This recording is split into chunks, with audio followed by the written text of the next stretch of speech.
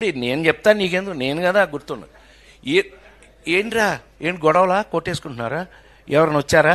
Oh my god, hi hi hi hi, కూర్చో ఇప్పుడే, ఒక్కరే కూర్చో, హాయ్ హాయ్ హాయ్, బాగా ఒక hello, excuse me, hello hello, వినాలి ఇది, కూర్చోరా రే. ఒరే కాకి, కాదంబరి కిరణ్ అంటే కాకి వాడు.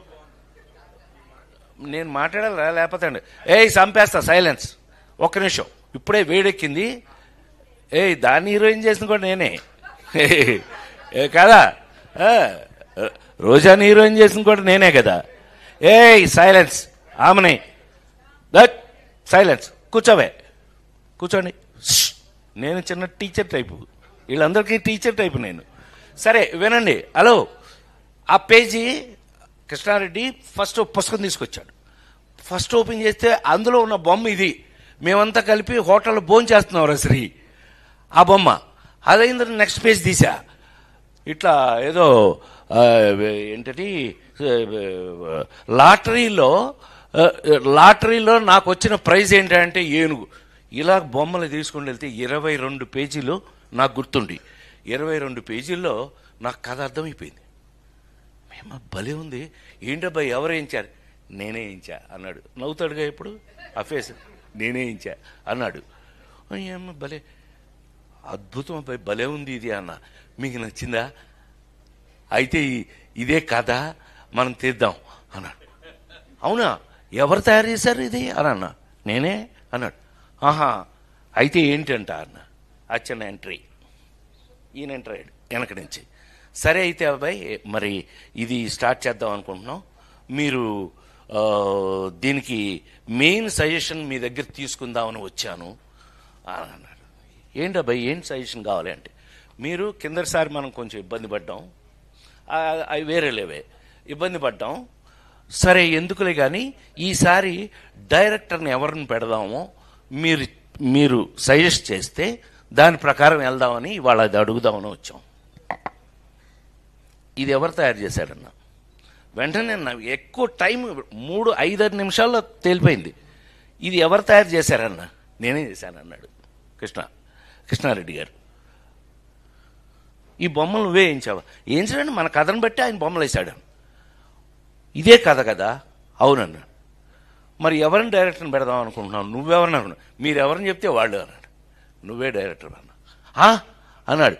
నేను ఎప్పుడు చేయలేదు, నేను ఎప్పుడు అసిస్టెంట్ డైరెక్టర్ కూడా చేయలేదు అది అన్న. దానికి ఇది నీ సంబంధం ఏంటన్నా? నేనా అన్న. అవును, నువ్వే, ఈ కథకి నువ్వే డైరెక్టర్వే, నువ్వు డైరెక్టర్వే అనన్నా. కాదండి, నేను డైరెక్షన్, నేను ఒకడు ఉన్నాను కదా, నేను ఒకడు ఉన్నాను కదా ఇక్కడ. మీకు తెలిసిన హీరో గారి శ్రీ ఎలా ఉంటాను నేను, శ్రీ మనం అందరూ మీరంతా చూసిన వాళ్ళే. అది ఎలారా, నేను ఎలా ఇన్వాల్వ్ అవుతాను, అవసరమైతే టీలు పోసి కూడా ఇచ్చేస్తాం. ఆమెని నిజమే కదా, ఎవరికైనా టీ కావాలంటే పోసి ఇచ్చేస్తాం కూడా. రోజా కరెక్టా కదా? ఎలా వర్క్ చేస్తాను నువ్వు చూసావు కదా తిరుపతిలో, డాక్టర్ శివప్రసాద్ గారు. మనం ఎందుకు అనంటే నువ్వు అనన్నా. షాక్ అయ్యాడు. ఎస్వి కృష్ణారెడ్డి అని ఎరా శరత్గా ఎవరన్నా కూడా నిన్ను తీసుకెళ్ళి అక్కడ పెట్టింది కూడా నేనే, ఈ శరత్ గారి కెమెరామెన్ తీసుకెళ్ళి పెట్టింది కూడా నేనే. For your kind information. సరే, ఏది ఏమైనా మా విఎస్ఆర్ స్వామి గారి దగ్గర నుంచి శరత్ గారు నాతో పనిచేస్తూ వచ్చాడు. సో ఒరే కాకి, కాకి అంటే ఏం లేదు, కాదంబరి కిరణ్, కాకి అంటే ఆడు. సో ఆ విధంగా ఆ రోజున చెబితే ఆ తర్వాత ఏం టెన్షన్ పడ్డాడో, ఎలా టెన్షన్ పడ్డాడో మనకు తెలియదు. మీ అందరికీ తెలిసి రాజేంద్రుడు గజేంద్రుడు ఆ విధంగా దర్శకుడుగా అలా చేస్తే ఆ సినిమా ప్రపంచంలో ఎలాంటి పేరు వచ్చింది రాజేంద్రుడు గజేంద్రుడు అంటే, మిగతా సంగతి ప్రపంచం గురించి నాకు తెలియదు. ఇవాళ నా ఇంట్లో నా మనవడు బాలాజీ కొడుకు, వాడికి 2 ఏళ్ళు అప్పుడు, శ్రీ బాలాజీ గారు ప్రతిరోజు బాలాజీ కొడుకు మా ఇంట్లో, మా మనవడు ఇప్పుడు టైంపాస్ వాడే మాకు. అన్నయ్య ఊరికి సరదాగా చెప్తున్నా, ఏమనుకో, బోరు కొడుతున్నానా? మా మనవడు త్రిలోక్ వాడి పేరు. వాడు భోంచేయాలంటేనే ప్రతిరోజు ఇంట్లో, వాడు రోజు భోంచేయాలంటే నా ప్రొఫెషన్ మీద ఒట్టేసి చెప్తున్నా, వాడికి టీవీలో రాజాయ నమః, గజరాజాయ నమః, రూపాయ నమః, యమరూపాయ నమః అని అందులో నా పాట వేస్తూ ఉంటే వాడు కూర్చుని అప్పుడు భోంచేస్తాడు. అవసరమైతే వాడు లేచి, ఇవాళ వాడు ఏమవుతాడో తెలియదు, రాత్రి రేపు వాడు త్రిలోకాడు ఏమవుతాడో నాకు తెలియదు, లేచి అని నేను ఏం స్టెప్లు అక్కడ వేస్తున్నానో వాడు ఆ స్టెప్లు వేస్తున్నాడు ఇంట్లో.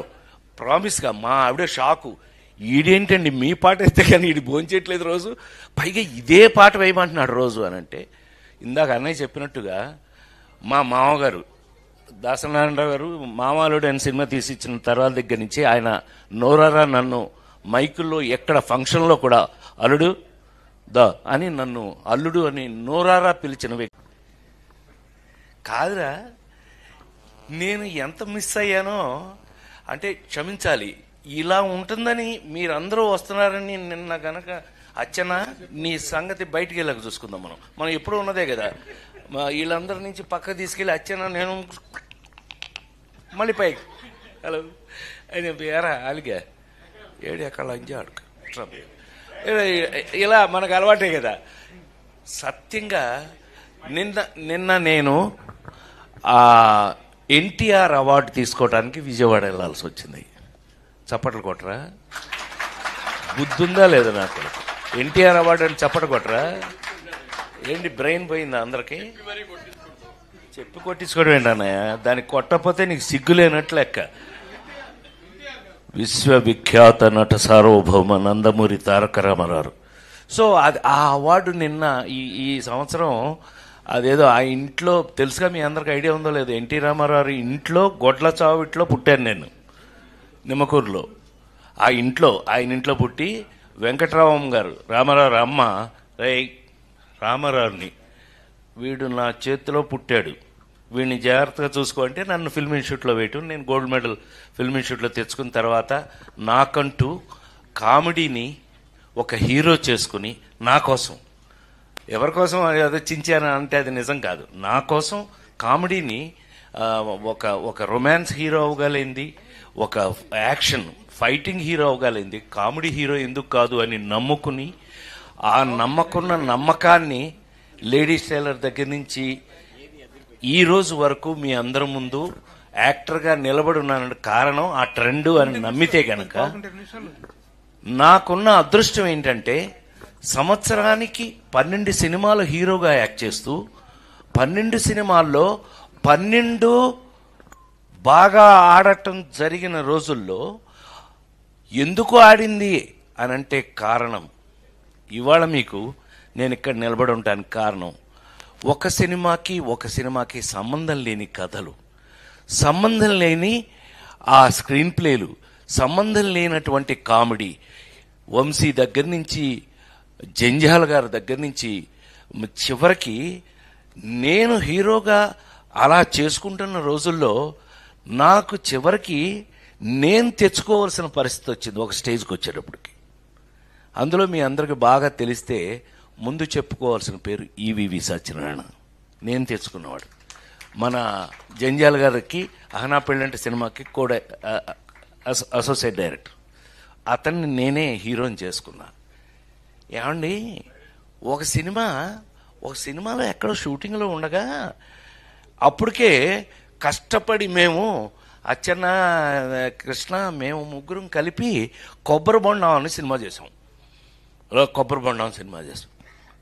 ఆ సినిమాలో మేము పడకూడని బాధలు కొన్ని పడ్డాం.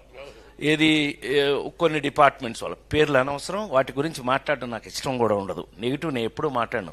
ఎరా శ్రీ, మనం ఎప్పుడు సరదాగా మాట్లాడుకోవడం తప్పితే ఎప్పుడు నెగిటివ్ కానీ ఎవరన్నా తిట్టుకోవడం, ఆడేంటంటే మనకెందుకు, మనమే ఆడవలేక చేస్తుంటే వాడెవడో గురించి మనకెందుకు, అట్లా ఎప్పుడు ఇండస్ట్రీలో నేను లేను. మా వాళ్ళందరికీ తెలుసు, నాతో వర్క్ చేసిన వాళ్ళందరికీ తెలుసు. అలాంటిది సడన్గా ఎంట్రీ ఇచ్చాడు కృష్ణారెడ్డి. అంటే అచ్చన్న చెప్పకపోతే కృష్ణారెడ్డి రాడు. సరే, వీళ్ళిద్దరి సంగతి నా ముందు ఉన్న బాపు రమణుల దగ్గర నేను ఎలా ఉన్నానో అందరికీ తెలుసు. నేను తీసుకెళ్ళి హీరోయిన్ చేశాను కదా నేను మిస్టర్ పెళ్ళం. సరే, ఏదేమైనా మొత్తం మీద సడన్గా ఎంట్రీ ఇచ్చాడు. ఏంటన్నా, ఓ పెద్ద పుస్తకం వచ్చాడు. పుస్తకం పుచ్చుకొచ్చాడేంటి, ఏంటి అన్నా, ఏంటది అని అంటే, ఒకసారి మీరు ఇది చూసేస్తే అప్పుడు మాట్లాడుకుందాం మనం అన్నాడు. కొబ్బరి బొండం సినిమాకి మంచి పేరే వచ్చింది కదా మనకి, ఏం తెచ్చాడో అనుకుని ఫస్ట్ పేజ్ తీసా. షాక్. I'm not joking. 2 నిమిషాలు మాట్లాడచ్చుగా. ఇట్లా బొమ్మలేసింది అబ్బాయి. ఎవరు, జయదేవ్ ఎవరు వేశారు, జయదేవ్ అని గ్రేట్, మన బాపు గారి లాగా స్కెచ్ బొమ్మలు వేసే వ్యక్తితో. అది ఫస్ట్ పేజ్ ఓపెన్ చేశా. ఫస్ట్ పేజ్ ఓపెన్ చేస్తే షాక్, ఎంత షాక్ తిన్నానంటే, ఒక టేబుల్ మీద నేను భోంచేస్తున్నా, నా బొమ్మ వేసింది, పక్కన ఏనుగు అది తింటుంది పక్కన. అన్నయ్య నిజంగానే నేను షాక్ అయ్యాను. నువ్వు నమ్మి తీరాలి. అసలు వీళ్ళకి చెప్పలేదు ఇంతవరకు, ఎప్పుడు మేము అట్లా బయట చెప్పుకునే అవకాశం నాకు రాలా. ఇలా బొమ్మలు ఓపెన్ చేసుకుంటూ మొదలు పెడితే ఒక 22 ఎన్ని పేజీలు అబ్బాయి ఆ రోజున మనం చూసింది ఆ పెయింటింగ్స్. 20 నాకు గుర్తు